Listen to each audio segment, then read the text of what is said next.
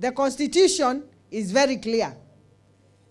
The constitution inasema the national government and the county government must work in collaboration.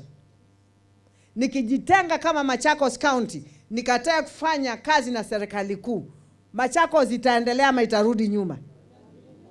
Nyinyi mnanipatia ruhusa mimi nifuate katiba?